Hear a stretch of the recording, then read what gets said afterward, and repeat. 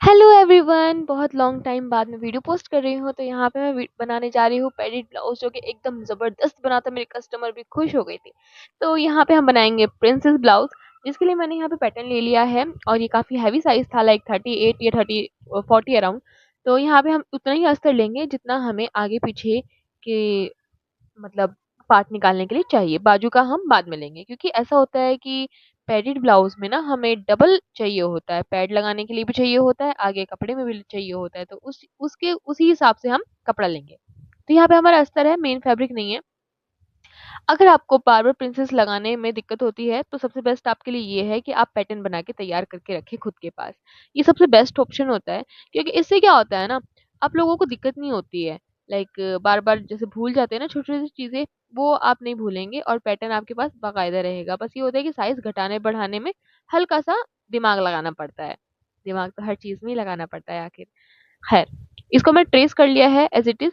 ठीक है, mid point जहाँ पे मेरी ये लाइन आ रही है ना निपल पॉइंट को, उसको भी हम पॉइंट आउट कर लेंगे। सबसे मेन वही होता है हमारा, वहां पे हमारे आते हैं नॉचेस। आर्म मोल को भी हम एज इट इज कर लेंगे। नीचे कमर में ज्यादा हम कटिंग नहीं करेंगे, कटिंग करेंगे ही नहीं, क्योंकि ये जो हमारा नीचे कटता है ना 1.5 इंच का ये गैप, ये कवर कर लेता है। तो कमर को आप प्रेफर करें कि आप कट ही ना करें। और बाकी अगर किसी को डिटेल वीडियो चाहिए, तो मैंने यूट्यूब पे अपने पेज पे मतलब पोस्ट कर रखी है, तो आप उसको जाके चेक कर सकते हैं। यहाँ पे हम इसको कट करके निकाल लेंगे। ये हमारे 4 पार्ट्स निकलेंगे, ठीक है। 4 इस वाले के जिसपे मेरा हाथ रखा है, और 4 फ्रंट वाले के। तो ये हमारे आगे आगे के हो जाएंगे। बाकी हम पीछे का अलग निकालेंगे। जो हम पीछे का लगाएंगे ना, वो हम अलग बनाएंगे, क्योंकि उसका हमारा बनेगा पीछे का गले का डिजाइन। देखिए, जैसे मैंने आपको कहा था कि मिड पॉइंट हम ट्रेस करके इसको हम कट कर लेंगे। तो बिल्कुल मैंने उसको नॉचेस लगा दिए हैं, एक तरफ कर देंगे इसको। अब हम सिंगल सिंगल एक तरफ रख लेंगे, इसको हम एज इट इज स्टिच कर लेंगे। एक पार्ट हमने निकाल दिया, एक जोड़ा हमने अपने पास रख लिया। एक जोड़े को देखे मैंने इस पे कच्चा कर लिया है फैब्रिक पे, क्योंकि वीडियो बहुत ज्यादा बड़ी हो जाती है। कच्चा करना तो आप लोगों को आता ही है, जो सिलते हैं उनको आता ही होगा। तो बस कच्चा कर लिया है मैंने यहाँ पे। और एक वाले को मैंने एक पार्ट को ऐसे मतलब रख लिया था सिंपल, क्योंकि ये हमारे पैड के लिए काम आएगा। देखिए, बीच वाले पॉइंट से मिलाते हुए नीचे को हम सिलाई लगा देंगे। जो पार्ट छोटा पड़ा हो उसको थोड़ा खींच के लगा दो, लेकिन ध्यान रहे कि अपनी टेंशन को थोड़ा लूज रखना, मशीन की टेंशन को। ठीक है, बिल्कुल झोल नहीं आना चाहिए, ना कपड़ा खिंचा खिंचा लगना चाहिए। यही एक परफेक्शन होती है जो टेलर के हाथ में होनी चाहिए। बहुत ही आराम से हम दोनों साइड को जोड़ लेंगे। ओके गाइस, एक साइड हमारी जुड़ गई है, देखिए शेप आ गई है। अब दूसरी साइड को भी हमने जोड़ लिया है। ऐसे ही करके अब हम क्या करेंगे, आगे वाला जो हमारा मेन फैब्रिक है ना, उसको भी हम जोड़ लेंगे। सबसे बड़ा टास्क यही होता है। अब देखिए, ये भी मैंने सिल लिया है। मैं आपको पैड लगा के दिखा रही हूँ ताकि आपको लाइन पता चल जाए। इंटरलॉक भी मैंने कर ली है। और देखें, जो हमारा सिंगल पार्ट था उसकी भी हमने इंटरलॉक कर ली है। अब यहाँ पे हमारा जो निप्पल पॉइंट है वो है 10। हाफ इंच हम मार्जिन ले लेंगे, और यहाँ पे हम लगा देंगे 10 पे निशान। यहाँ पे हमारे पैड लगेंगे।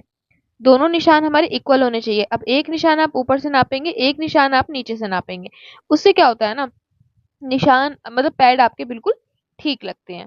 अब देखिए, पैड को उल्टा कर लिया है मैंने, ऐसे फोल्ड करके मिड पार्ट करके इसको एक कट का निशान लगा देंगे। मतलब ये हमारा मिड पॉइंट हो गया। जैसे मैं कर रही हूँ सेम ऐसे ही करना है आपको, और उल्टा करना ना भूलना।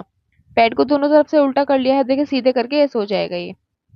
ओके गाइज, सुई धागा लेना है। सुई धागे में धागा मजबूत होना चाहिए, बिल्कुल मिड में हमें सुई से घुसा देना है, क्योंकि ये बहुत अच्छे वाले पैड थे।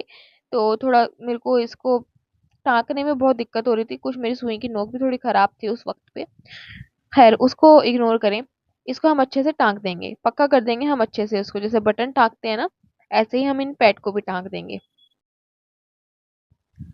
जिस तरीके से हम बटन को ट्रेस करते हैं, ऐसे ही हमने दोनों पैड को ट्रेस कर लेना है और इसको सीधा कर देना है। जिस तरीके से मैंने इस वाले पैड को सीधा कर दिया है, ठीक है।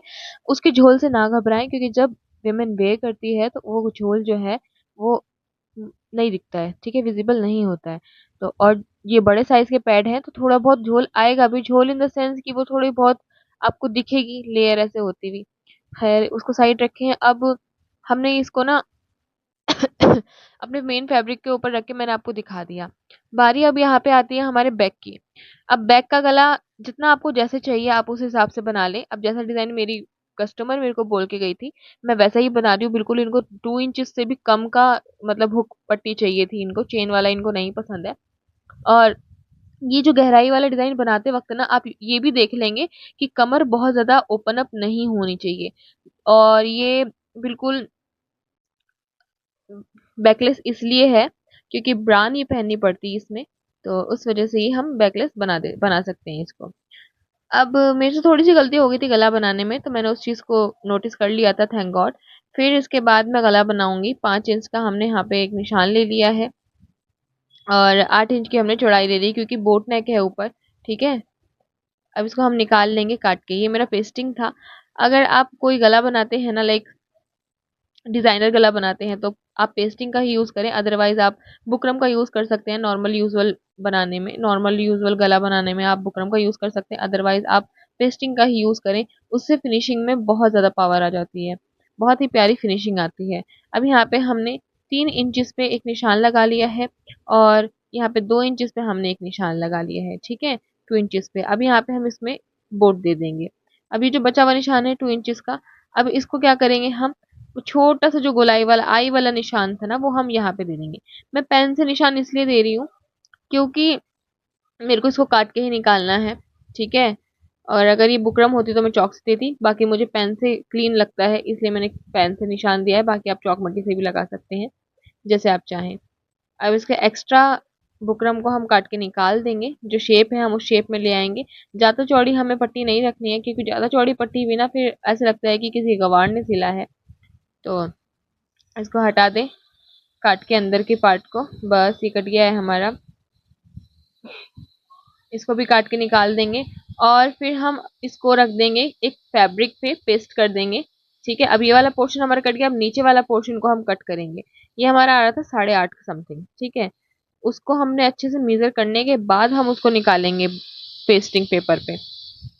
अब पेस्टिंग पेपर पे क्या करना है हमें, 10 इंचेस का निशान लगाएंगे, या 11.25 का निशान लगाया मैंने, जस्ट बिकॉज इस वीडियो को रिकॉर्ड करे बहुत टाइम हो गया है, तो मेरे दिमाग से चीज़ें भी निकल गई हैं, और मैं एक्टिव ही नहीं हो पा रही थी।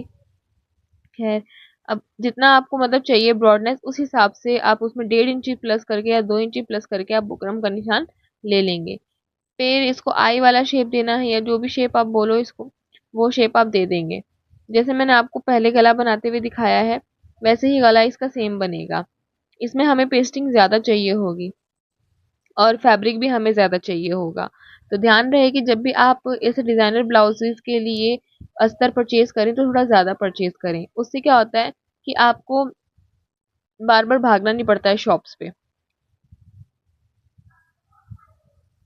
इसकी ये एक्स्ट्रा जो पट्टी होती है ना, हमने सेल्वेज जिसको बोलते हैं, उसको हमने हटा के साइड कर दिया है। फ़ोल्ड कर लेंगे इसको, और ऑन फ़ोल्ड वाला हिस्सा हम अपनी तरफ रखेंगे। ध्यान रहे जभी भी आप गला बनाएँ तो ऑन फ़ोल्ड वाला हिस्सा अपनी तरफ रखें।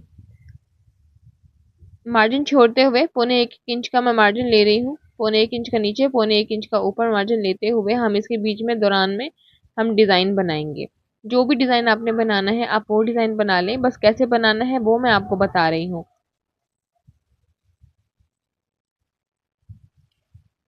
मार्जिन साइड से भी छूटेगा, इन दोनों का मैं हाफ कर लूँगी। देखें, जितने मार्जिन से ऊपर नीचे तक जितना आ रहा है उसका हमने हाफ कर लिया है। सीधी स्ट्रेट लाइन खींच देंगे। ये हमारी सीधी स्ट्रेट लाइन खींच गई है। अब एक शेप देंगे। फ्री हैंड मैंने इसको शेप दिया है, ठीक है? ऐसी कोई इसमें मैंने मैथ्स नहीं लगाई है, महारत नहीं पढ़ी है इसमें मैंने। फ्री हैंड मैंने इसका निशान लगाया है। जैसे मेरे को उन्होंने रेफरेंस दिखाई थी, मैंने उसी से देख देख के इसका डिज़ाइन बनाया था। पहले मैंने ब्लाउज पे बना लिया था, और क्योंकि मुझे फ़ोन से वीडियो रिकॉर्ड करनी थी इसलिए ही मैंने ब्लाउज से बनाया था, ब्लाउज पे डिज़ाइन बनाया था। अदरवाइज़ मुझे ज़रूरत नहीं पड़ती। मेरे को रिकॉर्ड करनी थी क्योंकि ये बहुत ही प्यारा ब्लाउज था और मैं मिस नहीं करना चाहती थी। ये हमारा निशान लग चुका है, जैसा उन्होंने दिखाया था मुझे वैसे। और इस पे ना हमने क्रिस्टल वाली लेस लगाई थी, तो उससे लुक बहुत ना एनहेंस हो गया था। इसका जो डिज़ाइन था ना, वो बहुत मज़ा आ गया था डिज़ाइन को देखते ही, मतलब दिल खुश हो गया था उसको देखते ही। मैंने इस ब्लाउज में पूरे पूरे 2 दिन 3 दिन लगाए थे, पूरी जान लगा दी थी मैंने इस ब्लाउज को बनाने में। 1.25 इंच का मार्जिन लेते हुए हम इसको कट कर देंगे। मेरा मानना ये है कि जब भी आप किसी कस्टमर का काम करते हैं ना, तो आप पूरे दिल से करें, अदरवाइज आप ना करें। क्योंकि जब तक कस्टमर खुश ना हो ना, तो फिर कोई काम करने का कोई फायदा ही नहीं है। भले मेरे को इस ब्लाउज को बनाने में 3 दिन लगे या 4 दिन लगे, लेकिन मैंने इतने मन से बनाया था कि मेरी कस्टमर को एक ही बार में फिटिंग आ गई थी, और एक ही बार में वो इतनी ज्यादा खुश हुई थी, बहुत ज्यादा खुश हुई थी। तो पैसे देते हुए ना कस्टमर को दुख नहीं लगता है, जब आप अच्छे से बना के देते हैं तो।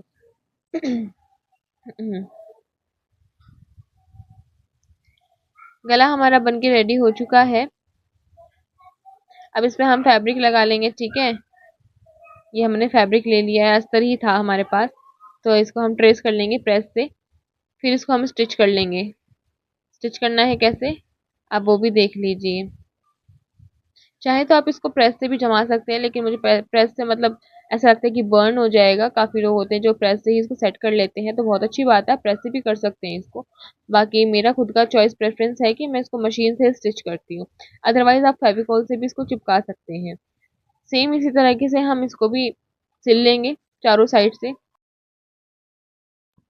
ब्लाउज का मिड पार्ट करते हुए हम एक नॉच लगा लेंगे, ठीक है। अब बीच बीच में हम चौक भी लगा लेंगे। देखिए जो मैंने निशान बनाया है ना, वो पीछे भी ट्रेस हो चुका है क्योंकि कपड़ा लाइट है। अब इस गले पे भी हम नॉच लगा लेंगे, ठीक है। इसको सेम एज इट इज हम ट्रेस कर देंगे इसके ऊपर। ये देखिए गला हमारा बन चुका है। फिर उसके बाद हम इस वाले पार्ट को रख देंगे, जो हमारा बड़ा वाला हमारा गला चाहिए हमको, उसको हम रख देंगे और उसको हम स्टिच कर देंगे। जैसे आप लोग जैसे स्टिच करते हैं तो आपको पता ही है कि गला कैसे बनता है। तो आगे चलते हैं। आगे का गला मैंने 5 शेप दिया है, और गला बनाने के बाद हम कंधे से कंधा ज्वाइन कर देंगे। देन हम इंटरलॉक कर देंगे। देखिए बिल्कुल ऐसे सिलाई से सिलाई मिला के रखनी है, और हम इसको स्टिच कर देंगे। यहाँ पे हमने इसको स्टिच कर दिया है। डबल सिलाई चला दें, बेटर रहेगा। ओके। उसके बाद देखें ये हमारा बैक का था। अब हम इसकी पट्टी बनाएंगे। पट्टी जैसे हुक की पट्टी होती है ना, वैसे ही पट्टी बनाएंगे, ठीक है। क्योंकि हमारा बैक का है तो बैक की पट्टी थोड़ी सी अलग हिसाब से बनती है, जैसे आगे की अपोजिट बनती है। हुक पट्टी बना लेंगे कपड़े को अंदर करते हुए। हुक पट्टी बन चुकी है हमारी, ठीक है। ब्लाउजेस आपको सिलने आते हैं तो आपको पता होगा कि हुक पट्टी कैसे बनती है। उसके बाद हम यहाँ पे तुरपाई के लिए कपड़ा फोल्ड कर देंगे, जितना हमें चाहिए उस अकॉर्डिंग हम इसको फोल्ड कर देंगे, ठीक है। कच्ची सिलाई लगा देंगे हम इसको। देखें अभी स्लीव लगे बगैर ही कितना सुंदर लग रहा है। मतलब ब्लाउज अभी मैंने फिटिंग नहीं दी है इसको, मे बी मैंने फिटिंग दे दी है, हाँ। बहुत सुंदर लग रहा है। अब इसकी स्लीव्स कैसे बनानी है, मेरे को मेरी कस्टमर ने बोला था कि जैसे डिजाइन है स्लीव्स में वैसा ही डिजाइन देना, तो यहाँ पे मुझे जोड़ लगाना पड़ रहा है बाजुओं में। तो वो मैं लगा रही हूँ बस। अब जैसे ही इन्होंने मुझसे कहा था कि मैं मेरे को बस ऐसा ही डिजाइन चाहिए जैसा बाजू में बना हुआ है, सेम एज इट इज, क्योंकि एम्ब्रॉयडरी हो रही है और काफी प्यारी एम्ब्रॉयडरी है, तो मैं वैसा ही डिजाइन इनको बनाकर दूंगी। मैंने वैसे ही डिजाइन बना दिया है नीचे से, जैसे इन्होंने चाहा था। 1 फुट का इस्तेमाल करके स्लीव्स को हम स्टिच कर लेंगे, जितना हमारा आर्म होल चाहिए, जितना उनको फिटिंग चाहिए उस हिसाब से। इसको हम आगे से 1/2 इंच कट करेंगे, ब्लाउज को भी और स्लीव्स को भी। फिर हम इसको ऐड कर देंगे। और मेरी सबसे बड़ा फॉल्ट ये था कि मैं कस्टमर के ऊपर थी। कस्टमर मेरी सुंदर है, और मैं कस्टमर के ऊपर थी कि मतलब वो मेरे को पहन कर मतलब रिव्यू देंगी। मैं उनकी ही वीडियो फोटो मतलब जो होगी वो मैं इस वीडियो में लगा दूंगी, थंबनेल लगा दूंगी। बट ऐसा कुछ भी नहीं हुआ। कुछ मतलब ऐसा होता है कि नहीं कर पाई, वो बिजी थी काफी, करवा चौथ का ब्लाउज था ये, तो मेरे पास वीडियो फोटो नहीं है। लेकिन ब्लाउज बहुत ही सुंदर लग रहा था उनके ऊपर। मैं पर्सनल फोटोज उनकी नहीं यहाँ पे शेयर कर सकती बिना उनकी कंसल्ट के। तो लेकिन ये ब्लाउज बहुत सुंदर और बहुत फिटेड था उनके लिए, बहुत ज्यादा ही सुंदर लग रहा था उनके ऊपर।